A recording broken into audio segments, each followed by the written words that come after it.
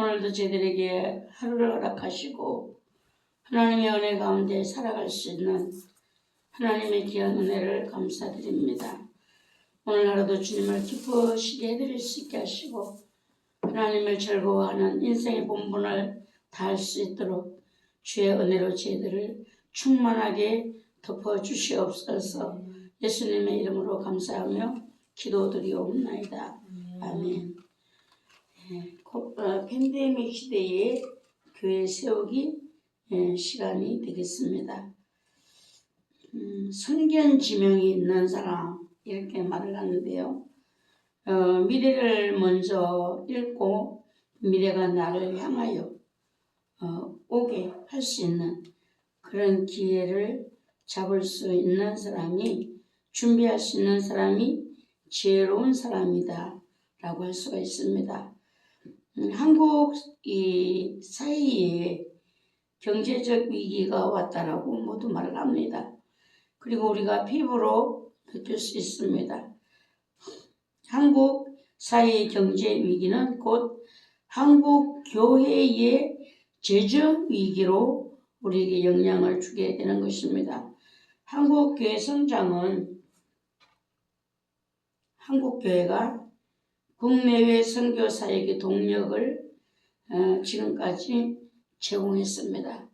한국 사회가 하나님께서 놀라운 경제 성장을 허락하셨고 그 일로 교회가 하나님의 풍성한 은혜의 축복을 받아서 선교 사역을 국내 외적으로 활발하게 할 수 있는 그런 은혜가 있었습니다. 한국 경제 성장은 한국 교회가 돈을 하나님과 같은 자리에 놓는 유혹에 빠지게도 했습니다. 국내외 선교 사역에 큰 동력을 제공했지만 교회가 이 경제적인 성장은 한국 교회가 돈을 하나님과 같은 자리에 놓는 이런 유혹에 빠졌다는 것입니다. 돈의 능력과 성령의 능력을 함께 보는 이런 착각에 빠지게 되었는데요. 그러나 위기는 항상 하나님 우리에게 말씀하시는 방식이다 라는 것을 우리가 생각해야 되겠습니다. 위기로만 보는 것이 아니라 이 위기가 하나님이 하시는 말씀의 방식, 하나님의 메시지를 들려주시는 것이라는 것입니다. 위기를 통해 잠시 달리는 것 길을 멈추고 뒤돌아보게 하시는 하나님. 그래서 뒤를 돌아보게 되니까 곧 위기가 곧 기회다라는 것입니다. 위기가 곧 한국교회 희망의 시작이다. 이 기회를 놓치면 안 된다라고들 말을 합니다. 경제적 위기로 돈을 잃어도 영적으로 반전의 기회를 삼을 수 있다면 위기는 곧 축복이 될 수 있습니다. 앞으로 오게 될 고령화된 한국교회를 대비해야 되는데 어떻게 대비해야 되는가? 뉴질랜드로 이민 간 기독교 가정에 살아가는 모습이 영상을 통하여 우리에게 전해지고 있습니다. 가장 살기 좋은 남반부 뉴질랜드에서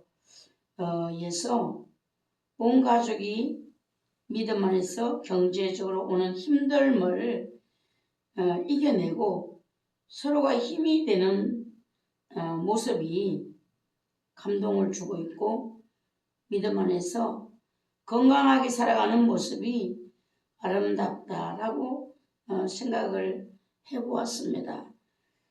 경제 침체가 닥친 그곳에도 뉴질랜드까지도 이제 이런 경제 침체가 닥쳤는데요. 민심이 흔들리고 있고 다시 이민을 왔다가 다시 돌아가는 사람도 있고 다른 나라로도 가는 이런 예가 많아진다라고 합니다.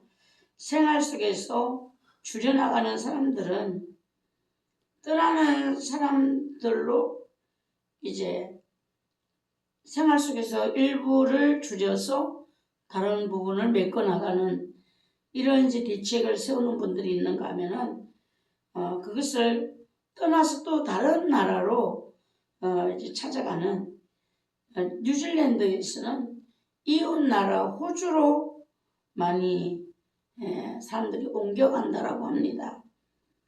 그래서 위기 속에서 하나님이 제시하는 우리가 근본 해법을 우리가 찾아야 되는데 시대가 변해도 변하지 않는 해결 방법이 있고 시대가 변하면 변하는 해결 방법이 있다라는 것입니다. 그러나 해법의 원리는 모두가 성경에서 찾아야 한다라는 것입니다. 교회 해법을 보면은 위기를 서로 공유하면서 교회 전체에 성령의 역사를 구하는 기도가 일어나게 해야 된다라는 것입니다. 교회는 돈으로 움직이지 않는다는 것입니다. 교회는 가문이설에 언제까지나 속지 않는다라고 합니다. 교인의 마음은 몇 마디 말이나 행동으로 움직이지 않는다. 성령은 왕이나 백성의 마음을 움직이는 분은 하나님이시다라고 가르치고 있습니다. 교인을 움직이는 일은 목사가 할 수 있는 것이 아닙니다. 장로가 할 수 있는 것도 아닙니다. 교회를 움직이고 교인들의 마음을 움직이는 것은 하나님만이 하실 수 있고 하나님의 고유 영역이다라는 것입니다. 이것이 성령의 역사를 구하는 기도가 필요한 이유가 되겠습니다. 성령의 역사가 일어나려면 목사가 해야 할 일이 있습니다. 기도를 할 수 있도록 성도들에게 기도의 중요성을 외쳐하고 또 가르치고 보여주어야 한다라는 겁니다. 그래서 사역자, 목회자가 더 많은 기도를 성도들보다 해야 된다라는 것인데요. 이제 목회자가 되면은 여러 가지 일정과 바쁨으로 인해서 기도가 줄어들고 이런 것이 이제 문제가 될 수가 있습니다. 전략은 깊이 생각하고 행동은 신중하게 해야 되는데 그러나 기도는 당장 해야 한다. 어떤 일을 우리가 계획하고 이끌어 나가려면 깊이 기도해야 되고 행동을 신중하게 하면서 나가야 되지만 기도는 머뭇거릴 여유가 없다. 교회가 기도가 필요하다. 한국교회가 기도가 필요하다. 이 경제적 위기에 교회가 앞으로 나아갈 수 있는 그 방향을 우리가 생각한다면 당장 기도를 시작해야 한다는 것입니다. 고민하거나 계산하지 말고 바로 교회가 시작해야 되는 것이 기도라고 할 수 있습니다. 기도는 전략을 탄생시키는 항아리와 같고 신중한 행동을 하게 하는 중심이 된다는 것입니다. 그래서 기도회를 진행하면서 근본 해결 방법과 해결 방법의 적용을 깊이 생각할 수 있는 시간을 만들라라고 합니다. 우리가 평상시에도 생각하던 일들도 기도를 하고 나면은 내 생각과 하나님의 생각이 뜻이 너무 다르다는 것을 우리가 느낄 때가 있습니다.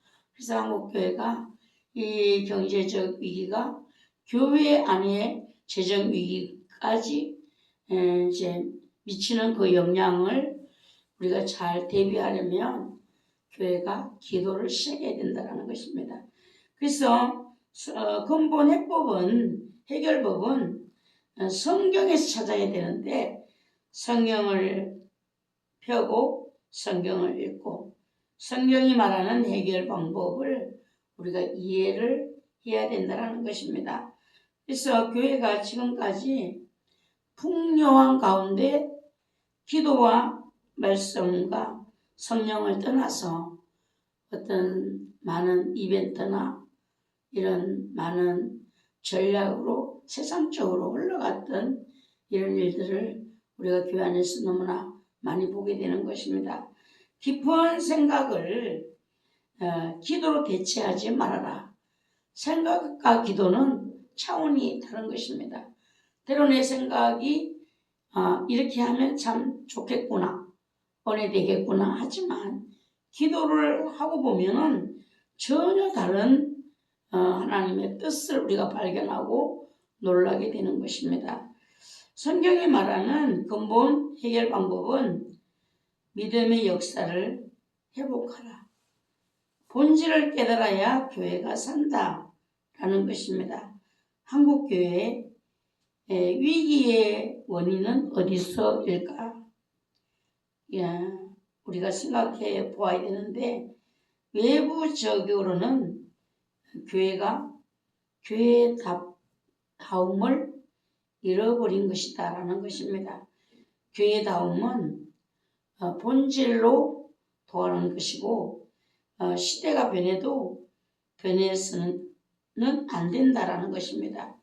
교회가 세상에 물들지 않아야 되고 세상 방법을 따라가지 않아야 되고 교회는 변화를 말할 때는 십자가를 붙들어야 된다. 예수 그리스도의 십자가 정신을 우리가 항상 생각해야 된다는 것입니다. 변화하는 상황은 이해하고 새로운 시대에 맞는 새로운 시대적 소명을 붙잡는 것을 변화시켜야 할 부분이다 라는 것입니다.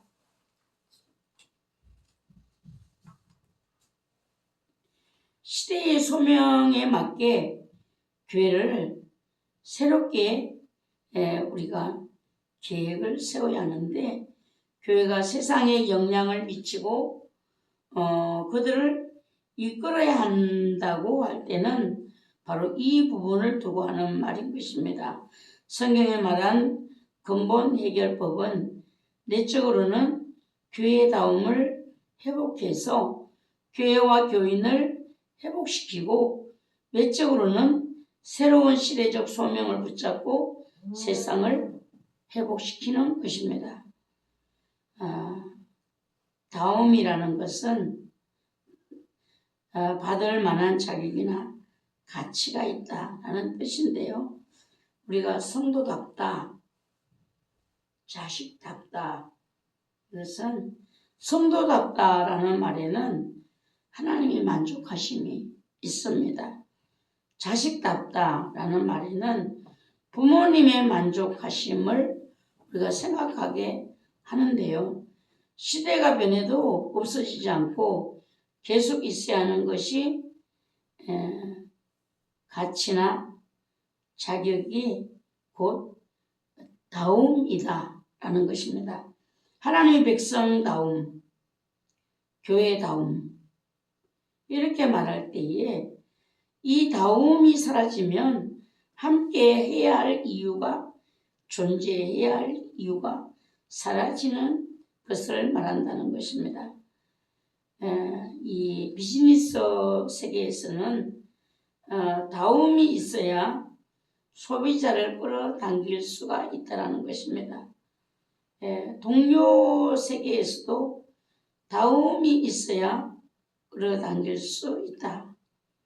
교회도 교회다움이 있어야겠고 세상의 빛과 소금이 될 수가 있습니다. 다움은 매력이 되고 핵심이 되는 것입니다. 절대 생존의 힘이 되는 것입니다. 이 동료 세계의 다움, 서로 끌어당길 수 있는 이 힘이 어떤 분이 가정들이 모임을 갖는데 몇 가정이 참 소통도 잘 되고 서로가 즐거운 시간을 갖고 이런 행복한 이런 작은 공동체의 그 시간을 보내는데 날이 갈수록 한 가정이 식사 대접에서 뒤로 물러서 있다는 것입니다. 근데 처음에는 몰랐는데 시간이 자꾸 가고 모이는 시간이 더해지고 할수록 모이는 것이 모두 즐겁고 그 시간에 너무 행복해 하는데 유독 한 가정이 그 가정도 오면 행복해하고 즐거워하는데 단 그 가정에서 하는 일이 식사 섬김의 자리에서 빠져 있다라는 겁니다. 이것을 보는 다른 가정들이 이제 마음이 편하지 않게 이제 바라보고 많은 생각을 주게 되는 것이죠.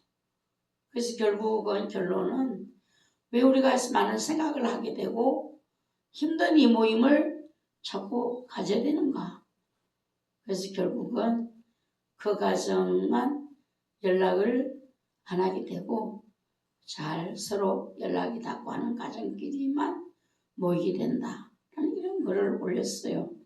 그래서 서로의 다움이 있을 때에 끌어당길 수 있는 그 힘과 매력이 있다는 것인데 교회도 교회의 다움이 있을 때에 세상의 빛과 소금이 될 수 있고 그 다움이 매력이 되어서 사람들을 교회로 끌어당길 수 있는 이런 힘이 될 수 있다는 것입니다.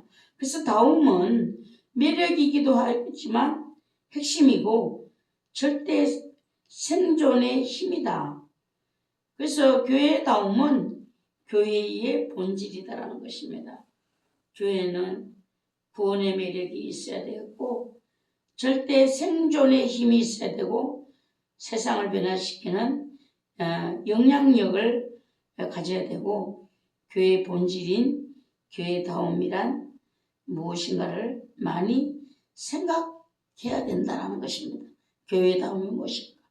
이 코로나 팬데믹으로 인하여서 교회가 세상 사람들이 보는 기준이 교회다움이 아닌 것으로 많이 왜곡된 것을 보게 됩니다. 예배와 모임을 이 사회의 반역자들 같은 이런 마음으로 바라보게 되는데 이제 우리는 생각해야 되겠습니다. 교회의 본질인 교회다움이 무엇일까? 우리가 본질을 깨닫는 것에서 다움이 시작되는데 본질이 무엇인지를 깨닫는 데서 다움이 시작된다라면 본질을 깨달아야 사업가도 사업에서 성공할 수 있다라는 것입니다.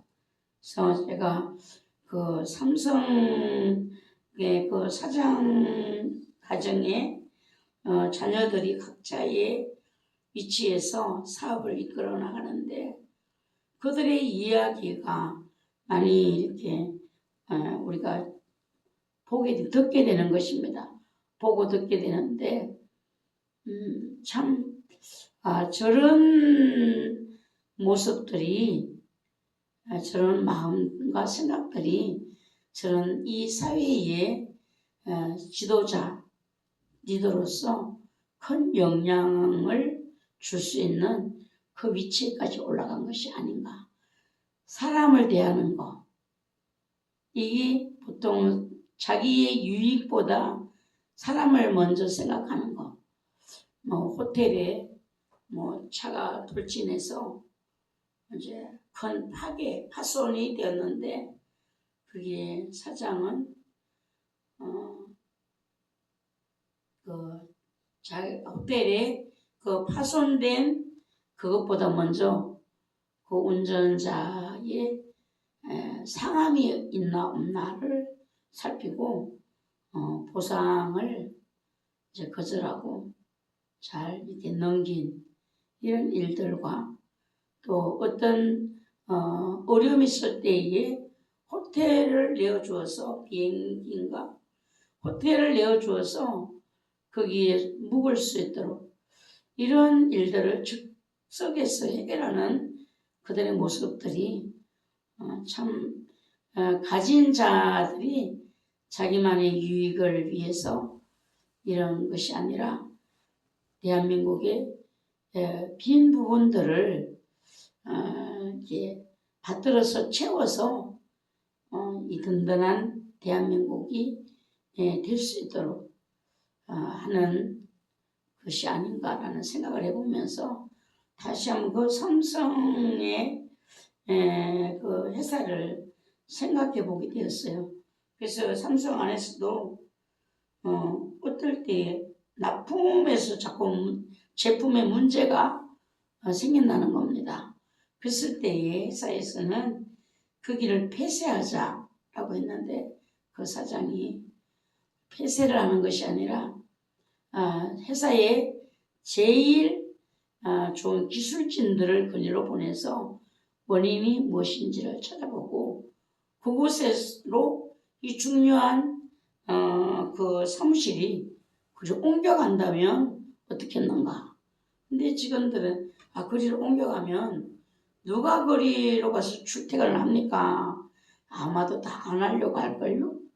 근데 사장이 먼저 앞장서서 갔을 때 문제를 해결하고 그것이 잘 해결되고 오히려 더 좋아지는 남이 생각하지 못하는 부분을 생각할 수 있는 이런 사람들이 저런 큰 그릇으로 하나님이 이 사회에 사용하시는 인물들이 아닌가라고 생각해 봤어요. 대기업의 사장들은 자기들의 먹고 사는 것도 달려있지만 거기에 따른 수많은 사람들을 살려야 되는 이런 짐이 그들의 어깨에 지어져 있잖아요.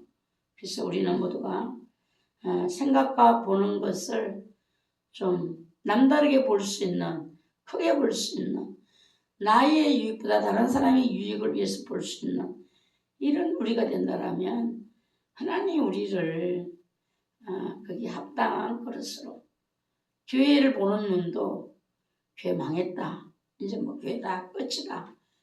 그래서 한국 경제가 어려워지면 교회 재정은 반토막이 날 것이고 뭐 이런 생각으로 본다라면 그 사람에게는 답이 없겠죠. 그러나 한국에게 경제적인 위기가 왔을 때 교회에 오는 재정 위기를 보는 것이 아니라 이 기회는 하나님이 생명을 살리는 하나님의 메시지가 뜻이 여기 담겨 있지 않는가 이런 마음으로 보면서 그 일을 맞이하기 위해서 교회는 기도를 준비하는 이런 교회야말로 깨어있는 교회라고 할 수 있습니다.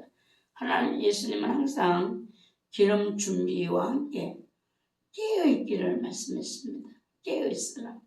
그래서 지금 이런 일들을 우리는 교회를 깨어나게 하시는 하나님의 손길로 한번 생각해 보시고 작은 일에 연연하는 것이 아니라 큰 마음, 큰 생각으로 나보다 남을 더 생각하고 내 기분과 생각보다 하나님의 뜻을 먼저 생각할 수 있는 이런 일꾼들을 주님은 찾으시고 그런 교회들을 세우셔서 주님의 일을 하시려고 주님은 지금 준비하고 계시지는 않는가 하는 생각을 해보게 됩니다.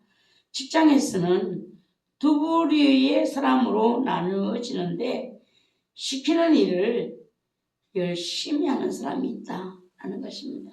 근데 이런 사람은 많다라는 것입니다.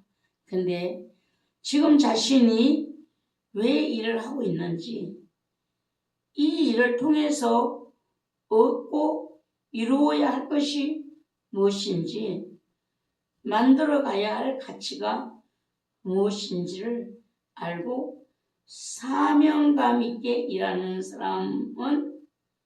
사람인데 이런 사람들은 적다라는 것입니다. 내가 왜 예수를 믿을까? 예수를 믿으면서 나는 할 일이 무엇일까? 주님을 만났을 때 주님은 나에게 어떤 평가를 해주실까? 이런 현실에 오늘 내가 바라보는 현실에서 영원한 주님을 만나는 그날까지 내가 가치를 그 안에서 찾는다라면 바로 이 사람이야말로 사명자가 아닌가, 진정한 하나님이 원하시고 찾으시는 사명자가 아닌가 생각을 해봅니다. 주어진 일을 열심히 하는 것과 잘하는 것과는 다르다. 일을 잘한다는 것은 시키는 대로 잘하는 것이 아니라 그 업의 본질을 알고 일하는 것을 의미한다라는 것입니다. 예, 이병철 회장은 이런 말을 했다고 해요.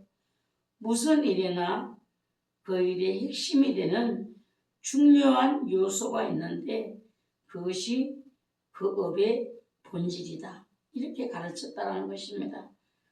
예, 겉으로만 중요하게 보이는 일이 아닌 그 업의 핵심에 해당되는 일을 해야 사업에 성공할 수 있다라고 가르쳤다라는 것입니다.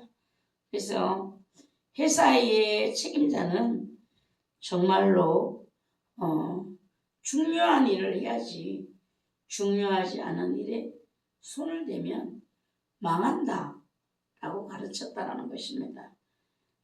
돈은 벌지 몰라도 참된 기업가가 되지 못한다고 가르쳤다는 것입니다. 예. 삼성이 핵심이 이 사장부터 달랐다라는 것입니다. 사장의 생각. 업의 본질은 그 업이 존재하게 하는 기본이라는 것입니다. 그 업이 존재하게 하는 핵심 가치라는 것입니다. 사업이나 일은 저마다 독특한 본질이 있습니다. 배우의 본질은 무엇일까요? 맡은 작품 속의 인물의 자신을 일체화하는 것이다 라는 겁니다. 그래서 배우들이 자기가 그 맡은 역을 뭐 몇 년씩도 한다는 것이죠. 그 작품이 시작하면 끝날 때까지 그 배우는 그 역할에 자기가 맡은 그 사람과 같이 되어서 이거를 전달하기 위해서 완전히 그것을 자기 생활 속에 그냥 흡수해서 그 작품이 끝날 때까지 살아간다.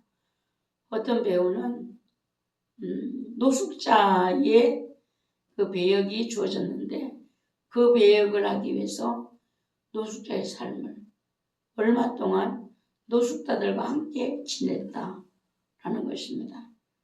참 이게 작품 속에 있는 그 인물의 삶을 내가 살아내는 것이죠.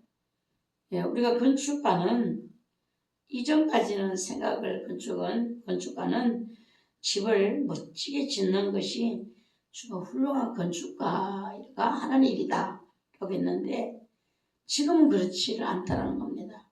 지금 훌륭한 건축가, 좋은 건축가는 사람과 자연을 보호하는 집을 짓는 것이다라는 겁니다.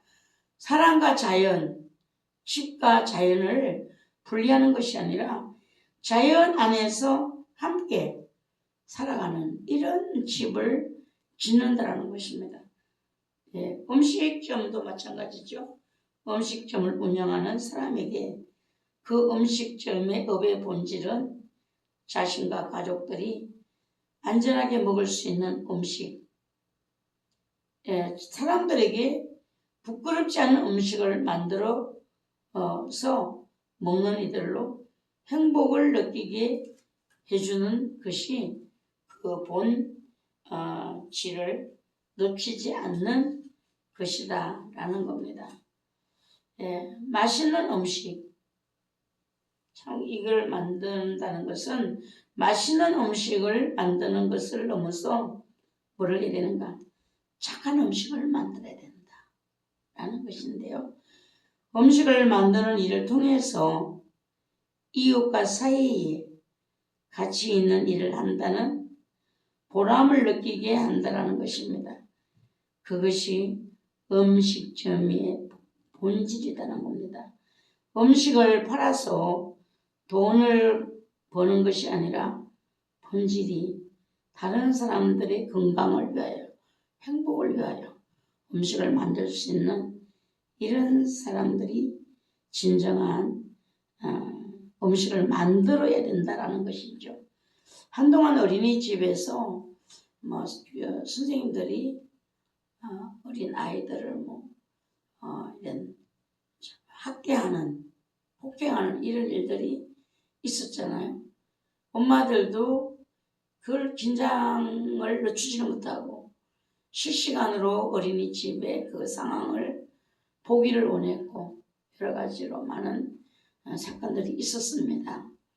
제가 그걸 보면서 느꼈던 것은 어린이집 교사는 더 힘들죠. 더 힘드는데 그것을 감당하려면 아이를 사랑하는 마음이 없는 사람은 하지 말아야 된다 하는 생각을 했어요. 아이를 정말 좋아하고 사랑하는 사람은 그것이 일이 아니라 자기의 행복을 가르쳤기 때문인 것입니다. 어린아이들을 돌보는 데에 힘들고 일이다 이러면 그 아이들이 힘들게 하면 이쁠 때도 있지. 애기가 이쁠 때도 있지만 아이들이 다 이쁜 것은 아니잖아요. 고집부리고 자기 생각을 자기의 그 기분대로 하는 또 나이 때가 그런 때잖아요. 그때 견딜 수 없는 그 선생님, 아이들이 먹는 것도 또 각 가정마다 다르니까 그런 것을 아이 입에다가 억지로 막 밀어넣고 아이를 울면서 먹게 하는 이런 선생님들의 태도가 이제 선생님들끼리도 그런 것을 보니까 좋지 않잖아요. 그런 이야기들이 흘러나오는 거예요. 그때 제가 선생님, 특히 어린이 선생님은 지식을 가르치는 때가 아니라 행동으로, 사랑으로 이 정체성을 잘 확립해 줄 수 있는 이런 시기에는 좋은 선생님을 만나는 것이 정말 하나님 축복일 수도 있는데 이런 마음을 가진 사람들은 어린이집의 교사가 되는 것을 자기 자신이 스스로 알고 그런 직업을 선택하지 않는 것이 가장 지혜 있는 사람입니다. 일들이 커져서 선생들이 구속되기도 하잖아요. 교회의 본질은 무엇일까? 교회의 본질은 교회다움, 인간다움을 잃지 않아야 된다. 사람을 많이 끌어모으는 것이 교회의 본질이 아니다라는 것입니다. 한국교회가 대형교회가 점점 세계적인 대형교회들이 일어나면서 목회자의 마음들이 사람을 많이 모으는 목회가 나의 능력이다. 하나님의 축복이다. 이런 시선을 갖게 되는 그런 유혹을 받게 된다는 것입니다. 그래서 예산이 많은 교회, 많은 일들을 하는 교회, 이러한 본질은, 업의 본질은 시대가 변해도 변하지 않는다는 것인데요. 본질은 시대가 변해도 그 가치를 그대로 유지하고 있어야 된다. 어제 식당을 갔습니다. 손님 대접을 위해서, 식사 대접을 위해서 식당에를 갔는데요. 그 사장님을 제가 처음 뵀을 때도 좀 평범한 식당 사장은 아닌 것 같이 생각했어요. 근데 어제는 막 그 음식이 언제 한번 우리도 가서 먹어봤으면 좋겠다. 돈이 많긴 한데 너무 이렇게 많이 안 줘도 될 것 같은데 왜 이렇게 많이 줄까? 제가 생각을 하고는 계산을 하면서 그랬어요. 사장님은 이 일을 사명으로 하시는 것 같아요. 장사가 하는 것보다 사명으로 하시는 것 같아요. 그러니까 그 사장님이 저는 이것을 그러니까 제가 돈을 못 봅니다. 이러더라고요. 돈을 많이 줘야 되고 아주 자기가 흡족하게 하는 사람 있지. 자기가 흡족해야 되는 사람. 이 돈을 생각하는 사람은 자꾸 손이 오그라들잖아요. 적게 주고도 이게 좀. 근데 이거는 뭐 어떻게 먹을수록 더 나오는 거야. 예. 그래서 이런 게 이렇게까지 안 줘도 될 텐데 왜 이렇게 많이 줄까? 이걸 사명으로 하시는 것 같아요. 그러니까 돈을 못 봅니다. 돈을 보고 하는 게 아니라 이 음식을 차리는 자기 마음이 그게 흡족해야 되는 이런 있는 것 같아요. 그래서 저는 기독교 백화점을 갈 때도 교회가 뭔가 필요해서 찾아갈 때도 장사 느낌이 나면은 안 가게 되더라고요. 장사. 물론 다 장사지요. 기독교 용품을 판다고 하는 것도 다 장사야. 그런데 거기서 장사 느낌이 아니라 이분들은 이 일이 사명이구나. 사명으로 하는구나.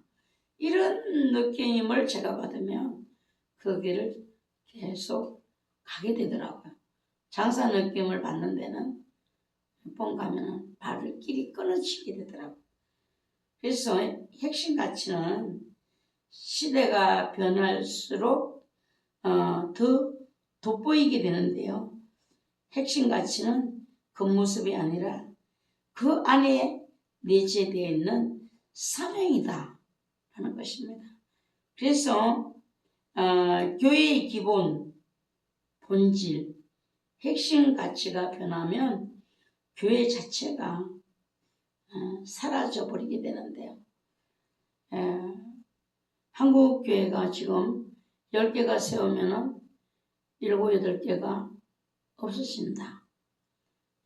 사람들이 지금 많이 마음이 달라졌다라고 하지만 왜 예수 이름으로 세워진 교회가 없어질까?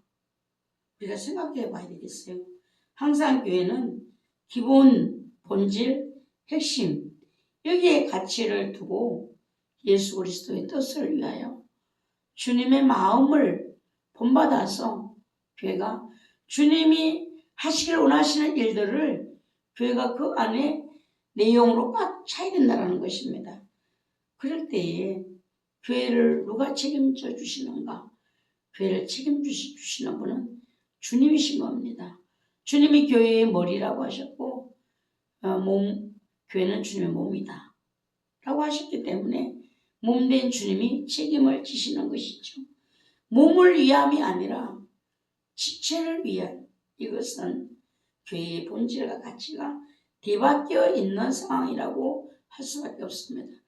교회는 어떤 사업, 선한 일이 기준이 아니라 하나님을 즐거워하고 하나님을 섬기고 그 안에서 행복하고 우리가 주님과 동행이 되고 하나님이 내 삶의 주인 되시는 이런 관계를 잘 이룰 수 있는 성도들이 모이는 곳이 교회라고 한다면 주님이 그 교회를 버려두겠는가?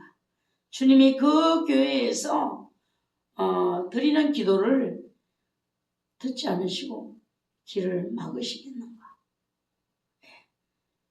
그 솔로몬 다윗이 성전 지을 때 하잖아요. 성전 짓고 솔로몬 성전 지을 때 보면은 이곳에서 하는 기도에 귀를 기울여 주시고 우리가 나와서 회개하고 기도할 때에 용서해 주시고 재앙을 돌이켜 주시고 이런 기도를 하잖아요. 예, 그래서 교회가 맛을 잃어서 길가에 버려져 밟히게 된다는 것입니다. 교회가 기본과 본질, 핵심 가치가 변하게 되면 맛을 잃은 교회가 되어서 세상에 밟히는 이런 신세가 된다는 겁니다. 현재 한국 교회가 그런 모습을 우리가 볼 수가 있습니다. 예, 그 모습은 교회인데 너무나 화려하고 대단합니다. 하지만 본질을 잃어버렸습니다. 저는 지나가다가 어떤 지하에 있는 개척교회,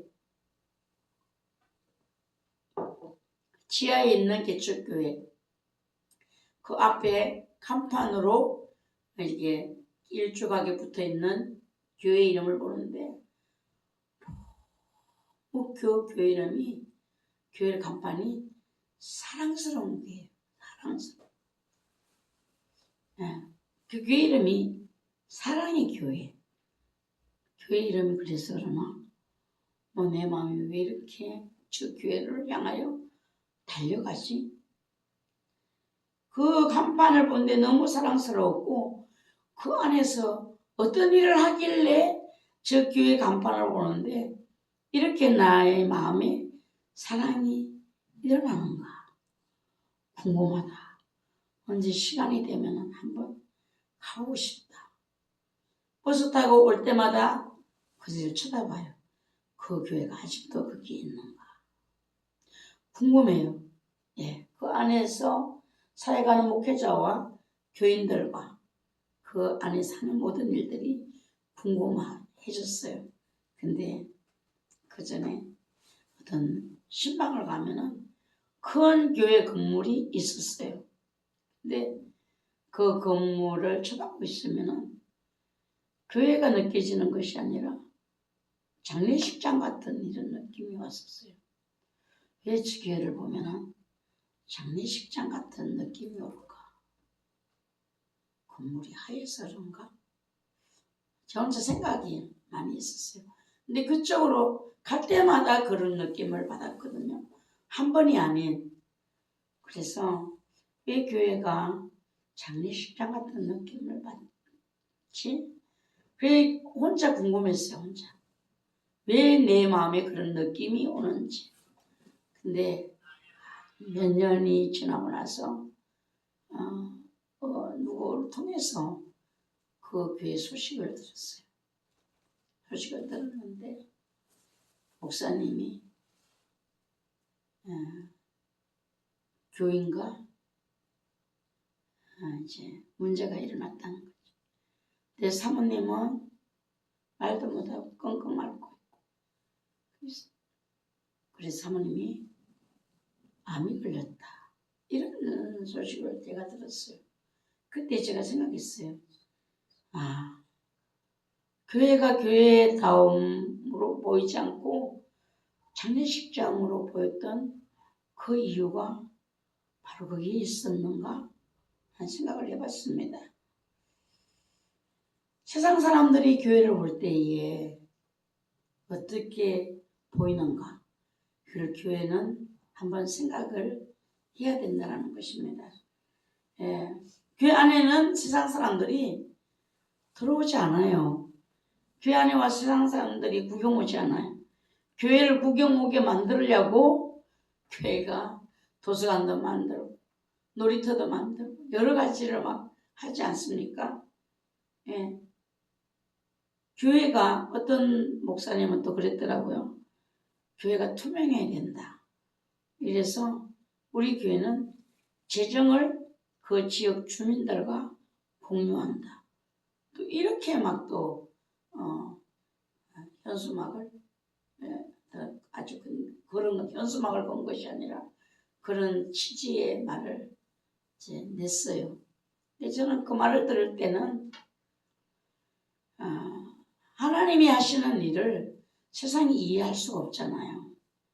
교회는 교회 안에서 하나님이 원하시는 일들을 찾아가야 되는데 왜 이 검정을 세상에다 받으려고 할까?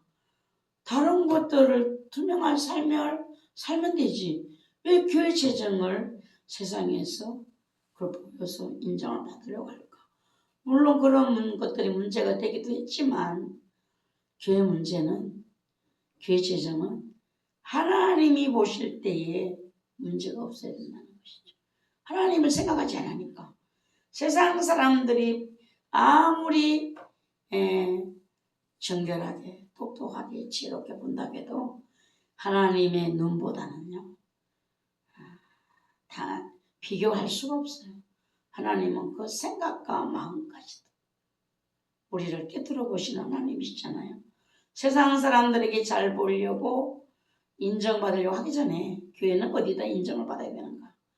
하나님께 인정받는 교회가 되기 위해서 목회자도 재정도 교회 모든 운영들을 그게 중점을 두고 한다라면 세상 사람들에게는 절로 잘 보이게 돼 있어요.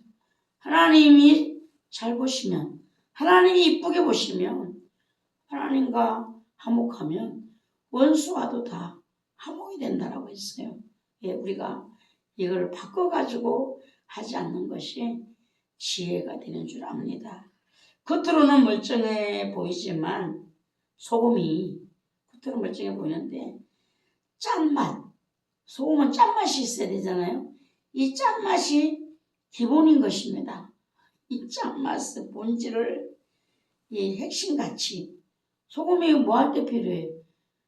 짠 것을 가지고 절여야 되잖아요. 근데 소금이 하나도 안 짜. 아무리 넣어도 배추가 절여지지를 않아. 그러면 그 소금을 주인은 어떻게 할까요?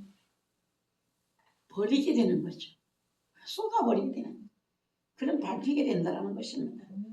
그래서 조롱받고 멸시받고 발에 밟힌다. 이 말은 교회의 본질, 교회다움을 회복하면 맛을 되찾은 소금처럼 귀한 역할을 할 수 있고 대접을 받을 수 있다. 우리가 뭘 해야 되는가? 하나님이 나의 관심의 대상의 1순위가 돼야 돼. 사람들이 나를 어떻게 하지? 사람들이 어떻게 생각하지? 이것이 문제가 아니에요. 하나님이 나를 어떻게 생각하시고, 하나님이 우리 교회를 어떻게 생각하시고, 하나님이 우리 교회 재정을 어떻게 보실까? 하나님이 우리 교회 1년 예산과 모든 계획들을 어떻게 보실까? 이걸 먼저 생각했네. 성령님께서 모든 것을 주장해 주시기를 이걸 우리가 기도하고 바라야 된다. 그 전에 어떤 교회가 목사님이 1년 52주를 설교 제목을 연초에 다 잡아놓으신다. 싹 다 잡아놓으시고 그대로 설교. 참 대단하십니다. 이 목사님도 이해가 안 되는데요. 우리 가능할까요? 우리는 안 되지만 그는 가능하니까 1년 52주 설교를 제목을 다 정해놓고 본문을 정해놓고 그대로 하시겠지. 특별한 합니다. 또 어떤 목사님은 설교를 12시에 정확하게 마치는 땡 하는 설교가 아주 1분도 넘기질 않는데요. 그거를 하루 이틀만 아니라 몇 년 동안 거기서 그 목사님과 함께 사역을 했는데 1분을 넘긴 적이 어떻게 그렇게 하시죠? 그것도 대단하게 올라오시다 했어요. 예.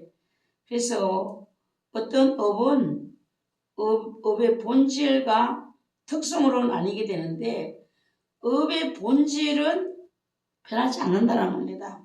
그러나 업의 특성은 시대를 따라 변하여야 된다. 한국교회의 위기가 어디서 시작되었을까? 지금도 교회 재정이 반토막이 났다고 하잖아요. 교회들이 반토막 난 교회들. 이제 교회들이 이렇게 되면은 헌금을 강조하게 되겠죠.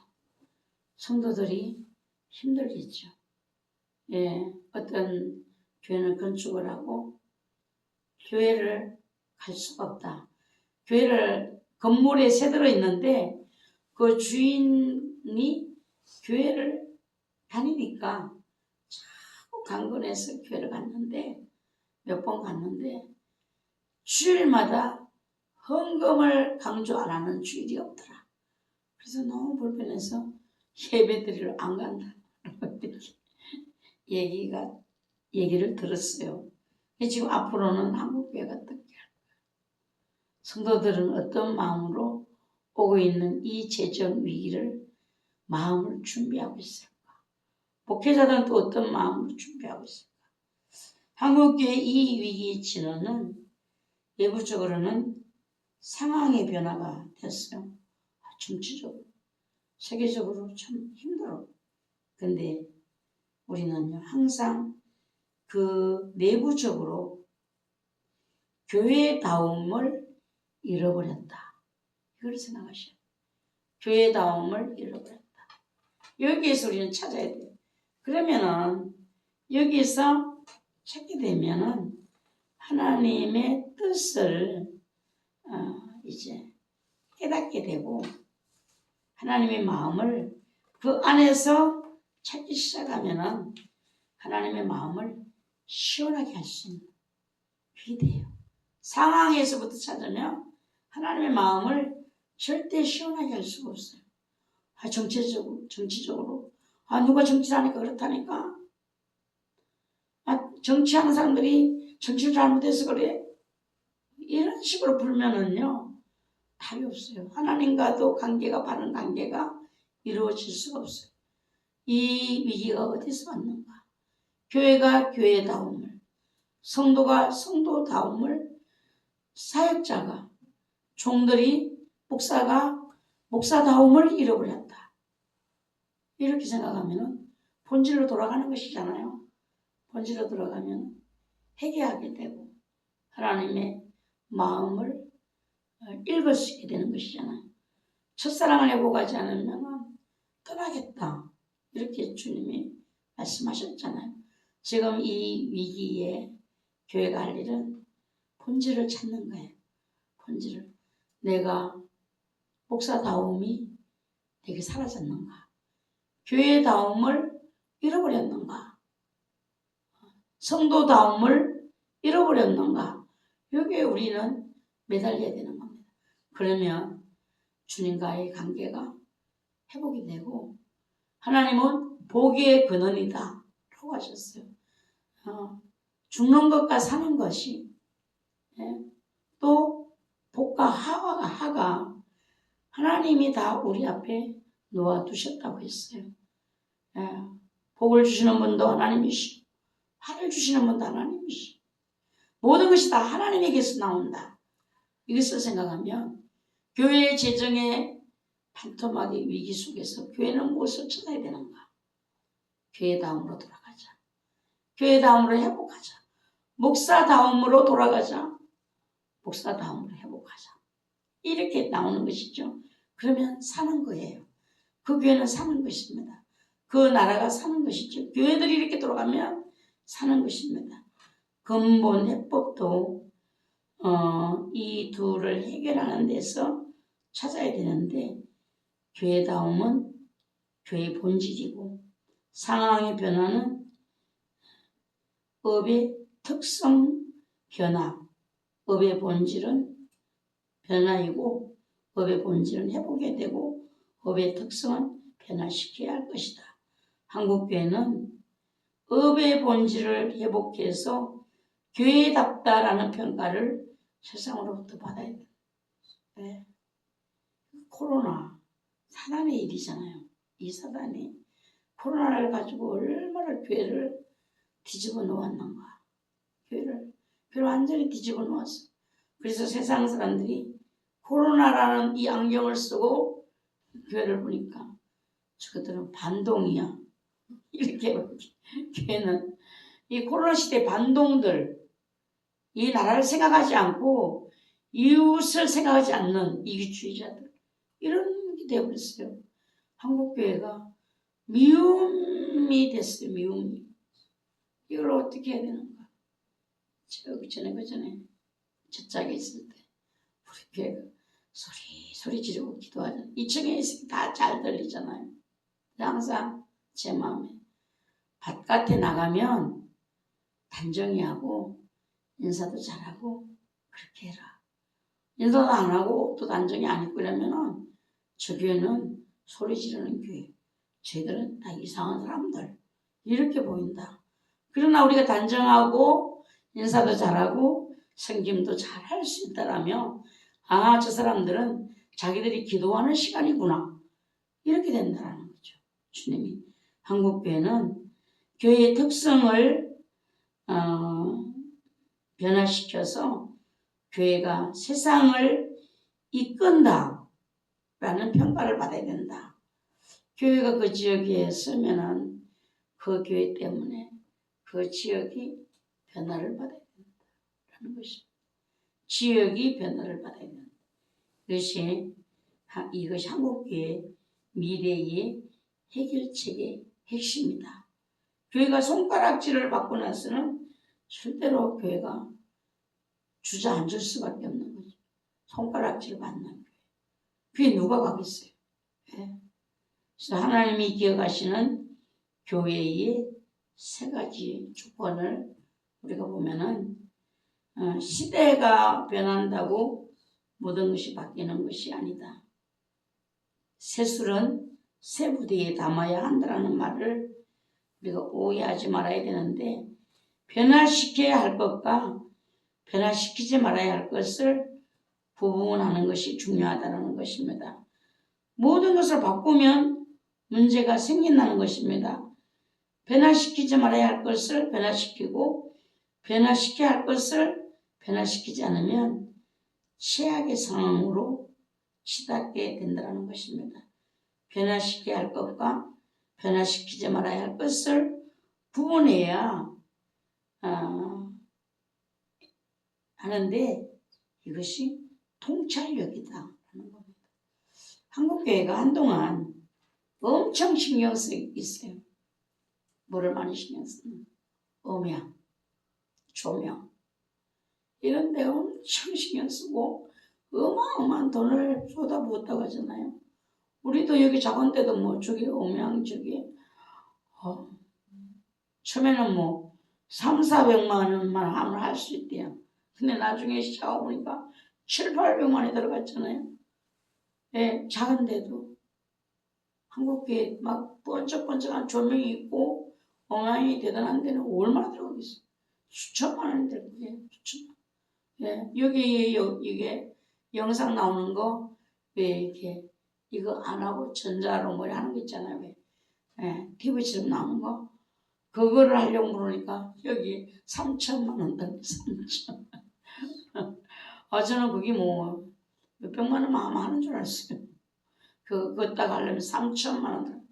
입이 저절로 다물어지더라고요. 왜 한국교회가 제가 그거를 보면서 뭘 생각했는가 하면은 성령님의 역사가 교회 안에 있어야 되잖아요. 우리 예배와 찬송과 기도에 성령님의 역사하심이 임재하심이 있어서 거기서 성도에게 하나님 주시는 은혜와 역사가 일어나야 되는데 성령님을 비지시킨 좋은 음향, 좋은 조명 이걸로 성령님의 자리를 대체한 것은 아닐까. 하나님은 저것을 어떻게 보실까 이렇게 생각해봤어요. 하나님이 보시는 것이 중요하잖아요. 너들 나는 필요 없구나. 좋은 조명, 좋은 음향만 있으면 되겠다고 생각하네. 그러면 주님이 어떤 생각을 가지고 나는 빠지겠어. 그러면은 그 교회는 생명력을 잃어가는 것입니다. 그래서 교회에는 사역자들이 잘 생각을 해야 돼요. 어떤 방향으로 갈 것인가는 사역자의 목회 철학이 달려있어요. 영성에 달려있다는 것입니다. 신학을 하는 우리 청주본교하고 여러분들이 영성에 여러분들이 하나님이 어떤 교회를 맡기신다면 그 교회는 어떤 방향을 향해서 갈까요? 바로 여러분의 영성과 목회 철학을 방향을 가게 되는 것입니다. 교회다움을 만드는 업의 본질은요, 변화시켜야 될 것이 아니라 본질은 회복해야 된다 하는 겁니다. 우리가 모든 교회들이 본이 어딘가? 초대교회로 가요. 초대교회는 교회 나오면 그날 세례를 주었잖아요. 세례. 어떻게 그렇게 할 수 있을까요? 자, 건강한 교회도, 아주 잘하는 교회도 6개월 나오면 학습 주고 1년 나오면 세례 주고 이러는데 어떻게 하루에 나오는데 세례 주고. 초대교회는 예수를 믿는다는 것은 목숨을 건 신앙의 시작이에요. 목숨을 걸고 나오는 거야. 그러니까 거기에는 목숨을 걸었는데 그게 더 무엇을 얹어서 욕을 할 것이 있겠어요. 목숨을 걸었어. 예수를 믿기로, 예수 그리스도의 십자가 그 멍에를 매기로 결단했으니까 죽음을 갖고 한 거죠. 그날 당장 세례를 주도 밀어날 것이 없다 라는 것입니다. 그래서 우리가 교회다움을 만드는 업의 본질은 변화시켜야 되는 것이 아니라 회복해야 되는 것이고 지켜야 할 것이고 더욱 갈고 닦아서 빛나게 해야 된다. 교회란 예수님의 몸이다라고 합니다. 예수님을 믿는 사람들의 공동체, 교회는 곧 구원의 방주라고 말을 합니다. 근데 예수님 교회를 볼 때에 예수님의 몸답다 이렇게 되잖아요. 예수님의 몸답다. 교회를 딱 들어오면 주님이 느껴져야 되잖아요. 교회를 갔는데 주님이 안 느껴지면 그게 주님의 몸된 교회라고는 할 수 없는 것이죠. 이 부분을 우리가 자꾸만 살려내셔야 되는 겁니다. 예수님을 믿는 사람들이 공동체답다. 그 교회 은혜 있는 교회야. 성령님이 함께 하시는 교회야. 구원의 방주답다. 이런 말들은 무엇을 말하는가? 성경이 말하는 교회다움이란 회복해야 할 교회다움은 무엇인가? 교회의 중요한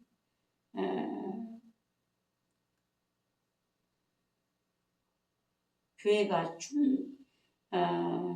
글씨를 써도 내가 못 알아보겠네요.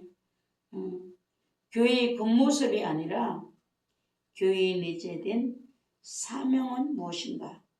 이 건물들은 교회다움을 평가하는 기준이 무엇이냐? 이라는 겁니다. 교회를 생각하면 어떤 분이 교회 건축을 하는데 이런 말이 들려요. 그게 엄청 커요. 엄청 큰데 그 교회를 지을 때에 제일 목사님이 신경 쓴 것이 로비의 샨데리아다. 이렇게 얘기를 하더라고요. 누가 저한테 얘기를 해요. 가보진 않았어요. 그게 목사님이 정말 신경 쓴 것이 그 교회 로비의 현관에 있는 샨데리아. 그것을 찾기 위해서 전국을 찾았다는 거죠. 전국을 찾아서 그것을 교회 로비에 달았다는 거예요. 그래서 저는 그 소리를 들을 때 목사님 대단하시다 이런 생각이 안 들어요. 그렇게 중요한가 이런 생각이 들어봤어요. 그 샨데리아가 한국에서 어디서도 찾을 수 없는 그런 거 그걸 꼭 거기다 달아야 되는가? 근데 그 목사님 교회에 짓고 돌아가셨어요. 아무로. 그러니까 우리는 교회에다가 가장 좀 한국에서 없는 것, 외국에서 들여오는 것 다 중요해요. 그러나 그 중요하다는 거, 귀한 것에 예수님이 밀려난다면 안 돼. 예수님이 밀려난다. 예수님이 밀려나면 그 교회가 무슨 소용이 있어요? 예수님이 안 계신다면 그 교회는 교회가 아닌 것이죠. 어떤 분이 얘기했어요.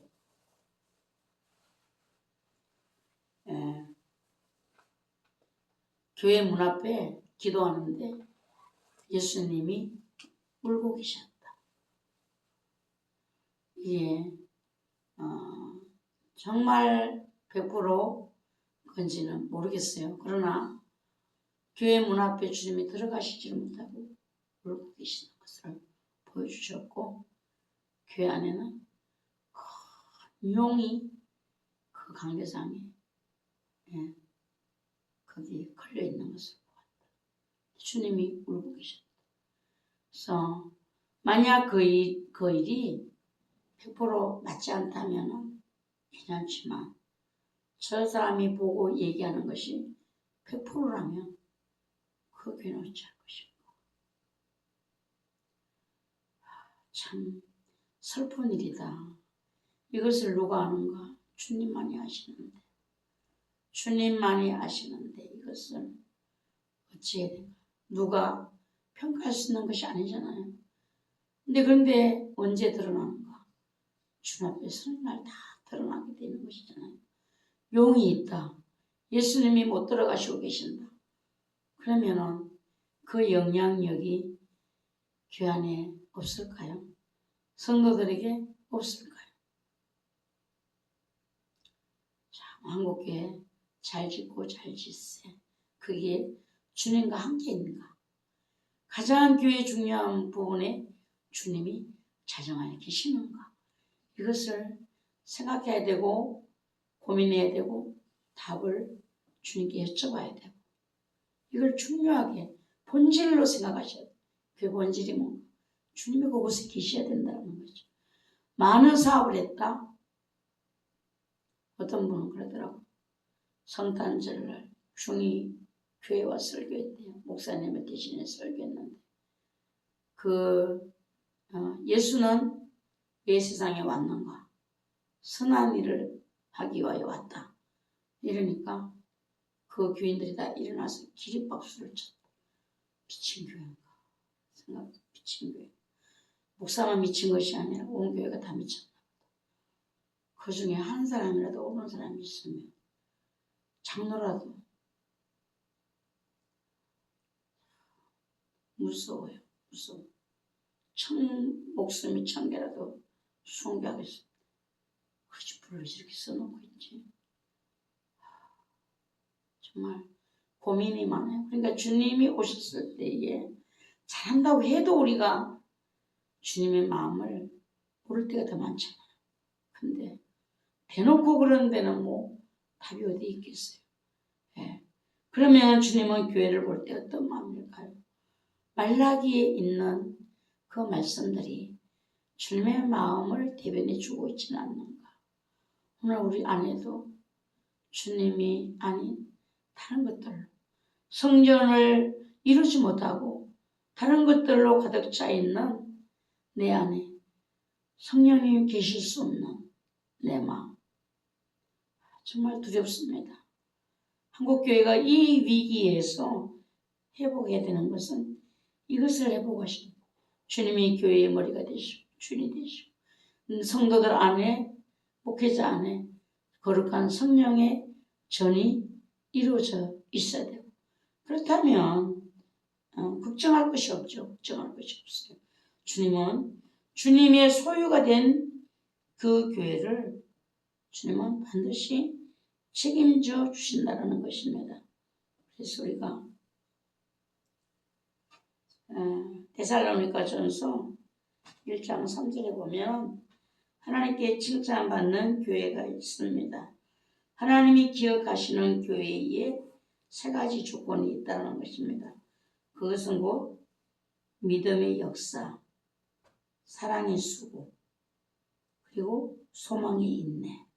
제가 이거를 하는데 이 생각이 났어요. 노승리가 생각났어요. 우리가 이걸 믿음의 역사라고 볼 수 있는 건가? 생각했어요. 이거를 사실적으로 사람들이 누구한테 얘기도 못해. 그럼 그게 미친 교회 아니야? 정신 나갔는 거 아니야? 장로님 얼마 주고 어떻게 몰라? 장로가 모르면 누가 알아? 나는 몰라. 목사님한테 가서 물어봐. 믿음의 역사. 믿음의 역사를 이루는 것은요, 절대 순종이 있어야 믿음의 역사를 이룰 수가 있어요. 절대 순종이 안 되면 믿음의 역사는 못 이뤄요. 내 생각이 그렇게 들어가지고. 못 한다니까요, 주님. 못 한다니까요. 제가 여기 올 때 그랬다 했잖아요. 주님 못해요. 제가 무슨 죄를 지었는가 용서해 주십시오. 그러라고. 성령님이 그렇게 하시지 않아서 여기 못 왔어요. 저 생각으로는요, 안 돼요, 못해요. 예. 하도 제가 주님, 제가 무슨 죄를 지었는가를 용서해 주시고, 저를 거기다가 어려움 당하지 않게 해주십시오. 성령님, 저 교인들한테 써내봐라고 해라. 성령님이 뭐라고 하시는지 써내봐라고 해라. 그때 성령님이 이러라고 했습니다. 저러라고 여러 가지 이야기들을 제가 이렇게 읽고 있는데 믿음이 생기더라고요. 믿음. 그래서 교회 안에는 뭐가 있어야 되는가? 믿음의 역사, 사랑의 수. 하나님의 뜻을 받들려면요, 수고 없이는 안 되는 거예요. 나는 수고하기 싫어요. 이러면 안 되는 거예요. 아버지의 뜻을 이루는 데는요, 반드시 나의 수고가, 그것이 천국의 내 집이라는 것이잖아요. 내 집. 그리고 소망의 인내. 소망이 있어야 인내를 할 수가 있어요. 소망이 없는데 무슨 인내를 하겠어요? 예수님은 교회가 교회답기 위해서, 제자가 제자답기 위해서 항상 있어야 할 세 가지를 믿음, 소망, 사랑. 그 중에 제일은 사랑이라 이렇게 하셨어요. 믿음도 소망도 이 땅에서 필요한 거예요. 근데 사랑은 천국까지 가지고 가야 돼요. 주님 사랑. 주님 사랑이 없는 사람이 거기 들어갈 수가 없잖아요. 우리 안에. 그렇게 베드로에게 물어봤어요. 너는 나를 사랑하느냐? 사랑하느냐고 물어봤어요. 베드로 사도가 가야 될 길은요, 사랑이 없으면 못 가는 길이에요. 그 복음의 길을 간다는 것이 쉽지 않은 길이에요. 그래서 주님은 그것을 아시기 때문에 요한의 아들 시몬, 네가 나를 사랑하느냐? 이 사람들보다 나를 더 사랑하느냐? 베드로의 무게가, 가야 되는 그 제자의 무게가 정도 앞장선 수제이기 때문에, 앞장선 사람이 잘 가야지만 다른 사람에게도 선한 영향을 끼칠 수가 있어요. 다른 사람, 앞장서 가는 사람이 이걸 제대로 못하면 다른 사람들에게 다 그것이 영향이 끼쳐지는 것이죠. 그래서 예수님은 베드로를 바닷가에 찾아오셨어. 말씀해 주시고 그 제자들 앞에 베드로를 다시 세워주셨어요. 내가 죽을지언정 주를 버리지 않겠습니다. 장담했잖아요. 근데 도망갔잖아요. 그럼 베드로 체면이 뭐예요? 수제자 주님이 가셔서 회복시켜 주시지 않으면 베드로 설 수 없어요. 제자들이 우리나 도망간 우리나 베드로나 똑같은데 이렇게 되는 거죠. 영적 권위가 없는 것입니다. 그래서 고린도전서 13장 13절에 그런 적 믿음 소망 이 세 가지는 항상 있을 것이다. 항상. 이 항상이라는 말을 주님은 참 좋아하는 것 같아요. 제가 임 목사님 거 감사 쓸 때에 아니면 항상을 쓰라. 항상. 어떨 땐 또 잊어버리고 그럼 또 생각나요. 항상을 거기에 써넣어라. 항상 반드시 있어야 할 것이 없으면 책망을 받는다라는 겁니다. 항상 반드시 있어야 할 세 가지는 근본적인 평가의 기준이다. 교회를 평가하는 기준이 하나님이 믿음, 소망, 사랑 이것이 있어야 된다 했잖아요. 항상 기뻐하라.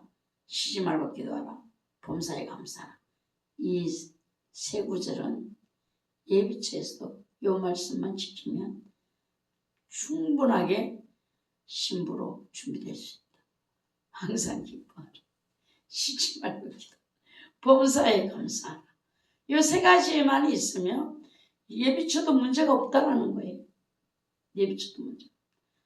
근데 교회가 항상 있어야 될 것은 믿음, 소망, 사랑. 그래서 하나님은 삼위일체 하잖아요. 성부 하나님, 성자 하나님, 성령 하나님. 교회의 삼위일체는 믿음, 소망, 사랑. 이 세 가지가 있는 교회는 칭찬받는 교회, 하나님이 기억하시는 교회. 이 세 가지가 있는 교회는 교회다운 교회. 이 세 가지가 있는 교회는 예수님의 제자다운 제자. 없으면 안 된다는 것이죠. 없다면 맛을 잃은 소금과 같다는 것입니다. 그러면 결국 이 믿음, 소망, 사랑 이 세 가지가 빠진 자는 길가에 버려져서 밟히게 된다. 이 기준이 되는 교회는 안전한 교회이다. 우리들도 직분을 믿으면 안 돼요. 직분을 믿는 것이 아니라 오늘 내 안에 영적인 상태를 우리는 점검을 하셔야 됩니다. 한국교회가 당면한 위기는 이 세 가지가 부재예요. 기독교인이 조롱당하고 비난받는 것도 이 세 가지 부재 때문입니다. 믿음의 역사 대신에 자기 소견에 옳은 대로 믿는다는 것이 문제인 것입니다. 이것이 큰 문제인데요. 사랑의 수고 대신에 자기 영광을 수고를 해서 문제가 되고 예수 그리스도와 천국 소망을 인내한 대신 이 땅에 소망을 두고 살아서 문제가 된다는 겁니다. 어떤 목사님들이 때를 따라 양식을 나눠준 종이 복이 있다고 했잖아요. 지금은 어떤 양식을 먹여야 될까? 주님이 오실 날이 가까워지고 있다라는 이때에 종들은 어떤 사역을, 어떤 말씀을, 양식을 먹여야 될까? 근데 일부의 어떤 목사님들이 그런 얘기가 들려와요. 시대에 맞는 양식은 주님의 재림을 예비하는 환란의 시대를 믿음으로 견뎌내는 오직 예수, 오직 믿음, 예수님 신랑으로 오시는 주님을 맞이할 수 있는 신부된 성도, 그리고 순교자의 사명, 이런 것을 가르쳐야 되는데 가르칠 수 없다. 왜 못 가르치느냐? 지금까지 뭐를 가르치는가? 교회가 땅의 복을 가르쳤다는 것입니다. 땅에서 잘 되고 장수하리라.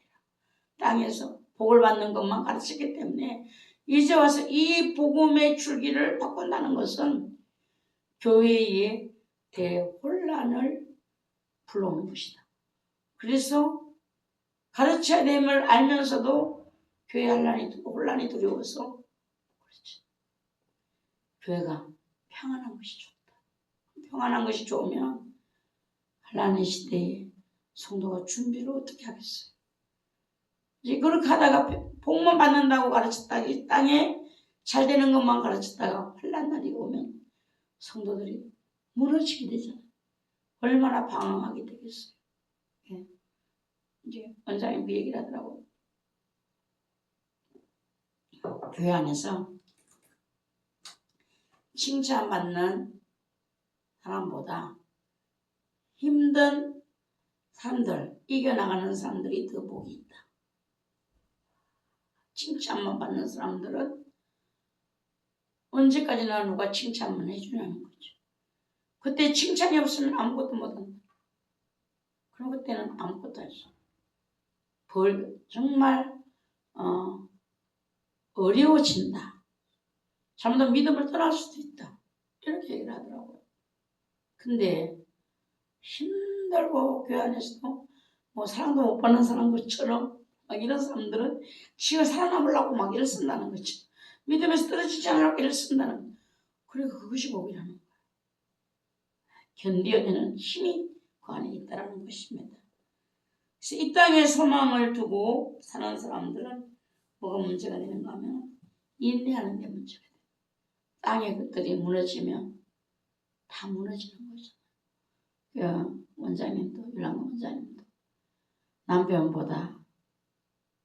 나보다 남편을 더 사랑하지 말고 나보다 자식을 더 사랑하지 말고 그 교회만 가면 그 설교가 다 귀신같다는 거예요. 아니 어떻게 남편을 저렇게 멋지고 사랑스러운 남편을 아니 어떻게 더 사랑하지 말라는 거야. 자식들이 이뻐 죽겠는데 어떻게 더 사랑하지. 어느 날 가정에 위기가 온 거예요. 위기가 왔어요. 그때 주님이 그러시더라고요. 그것이 무너질 때 너가 무너질까 봐 내가 그리했다 라는 것입니다.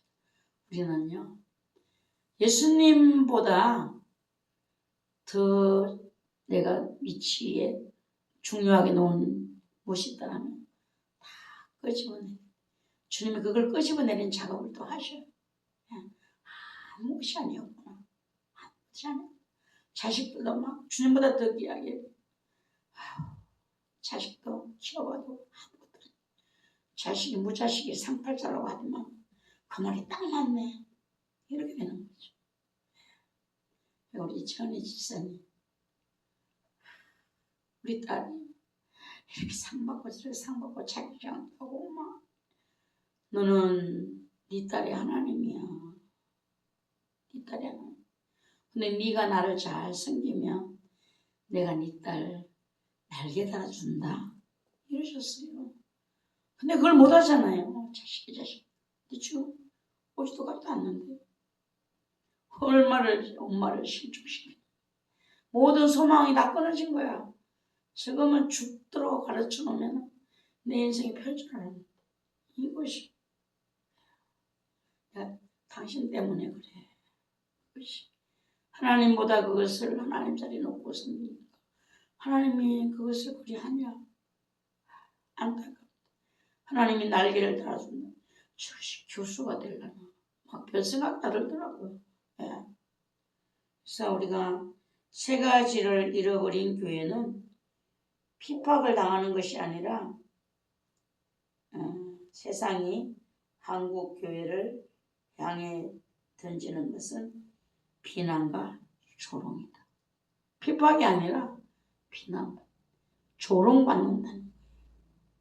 세상도 교회가 교회답게 진실한 믿음을 가지고 있기를 기대한다라는 겁니다. 기대하니까 욕을 하겠죠. 기대하지 않으면 욕을 하지도 않겠죠. 자기 영광의 수고에 힘쓰지 말고 예수 그리스도께서 본을 보이신 사랑의 수고를 해줄 것을 세상은 기대한다. 교회가 저들만 잘 먹고 저들만 좋고 막 이런 얘기들을 많이 하잖아요. 언제 우리 죽기 전에 오뎅 전도로 가야 되겠네. 예, 오뎅 전도로 가고 또 수수볶음이를 제가 한번 또 해드릴 테니까 해갖고 더 죽기 전에 해서 섬김이 그날 뭐 큰 열매를 기대하지 않아도 교회가 섬겨주는 것으로 사람들의 마음이 훈훈해지게 이걸 좀 만들고 그리고 그들이 예수를 믿을 수 있는 어떤 계기가 되면 교회의 발걸음을 내어드릴 수 있도록 멱살 잡듯이 막 오라고 막 이게 아니라 스스로 교회를 생각할 수 있는 어려워지면 교회를 생각하고 누군가에게 전도를 받으면 교회에 대한 훈훈한 마음이 남아서 교회를 생각할 수 있도록 기독교회는 최소한 이 땅의 물질 때문에 아기다툼하지 않고 진리와 천국의 소망을 두는 거룩한 삶을 살기를 기대합니다. 예. 성령의 역사는 이 세 가지의 회복의 핵심이다. 성령님이 오셔야 이게 된다는 거예요. 성령님이 오셔야. 성령님이 오시지 않으면 이것이 안 된다는 것입니다. 다른 것은 없습니다. 다른 것을 찾으려고 하면 할수록 더 교회는 혼란에 빠지게 되고 미궁에 빠지게 된다. 그래서 우리 이제 첫째는 우리 교회가 우리 청주 분교가 이거를 할 수 있기를 기대하셔야 되겠고, 또 분교생 여러분들의 교회가 그리 되기를 기도하셔야 되겠고, 더 나아가서 지역과 대한민국의 모든 교회들이 이리 되기를 우리 모두 기도를 하시기 바랍니다. 기도드립니다. 하나님 아버지, 오늘도 주님 주신 은혜 안에서 아버지 원하시는 일들을 잘 마무리합니다.